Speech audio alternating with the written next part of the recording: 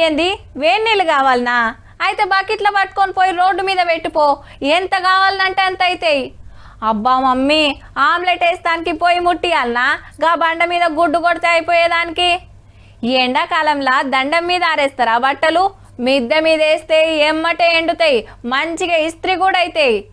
ఆగో, ఇప్పుడే బయటికి పోతేవి కాదురా, గట్ల నీళ్లు గుమ్మరించుకొని వచ్చినావు. గిట్లనే అంటుండొచ్చురు ఇండ్లల్లా. కొలుమి పక్కన కూసున్నట్టు నిప్పుల తట్ట నెత్తిన పెట్టుకున్నట్టు ఏమెండలు మోపైనారా నాయన. బయట అడుగు పెట్టేటట్టు లేదు, ఉపురానికి ఇంట్లో ఉండేటట్టు లేదు.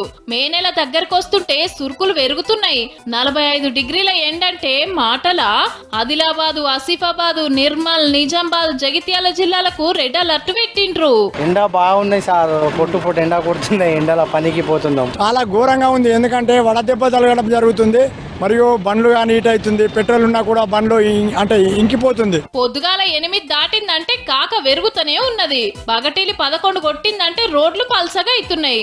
అగో గర్మి తగ్గిస్తానికి ఆటో మీద పరద కట్టుకొని తిరుగుతున్నాడు అన్న. కంపల్సరీ వాటర్ తాగుతా నేను. అన్నం తినకుండా వాటర్ తాగడు, కూల్ వాటరే. ఇక ఉపాధి హామీ పనులకు పోతోళ్లకు సుక్కలు కనబడుతున్నాయి. కొరవాడుకుంటా, మంచిలు లాక్కుంటా ఆశ పడతలేదు సార్. నిలబడతాను, చెట్టు కింద కోసేపు కూర్చుంటాను, మళ్ళగొస్తాను. నీడంటే గిట్నే ఉంటాను సార్. ఇంకా టెంట్ నీడేం లేదు కానీ కోసేపు చెట్టు నీడ అట్లా కూర్చుంటుకుంటా, పని చేసుకుంటా, ముఖం కడుకుంటా చేసుకుంటాను సార్. ఇక ఎండ దెబ్బ కొట్టకుండా నెత్తులకు తువ్వాళ్ళు చుడుతున్నారు, కొబ్బరి బోండాలు, జ్యూసులు తాగుతున్నారు. ఈ ఏప్రిల్ మాసంలో చూసినట్టయితే అప్పుడు ఆ పరిస్థితి నుంచి కూడా మనం 2 నుంచి 3 డిగ్రీలు అధికంగానే ప్రస్తుతం కొనసాగుతున్నాం. ఇక పొద్దుముఖంగానే చల్లబడుతుంది.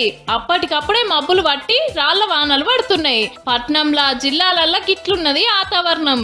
ఎండాకాలం వెళ్లేదాకా ఎంత నీడ పట్టునుంటే అంత మంచిది.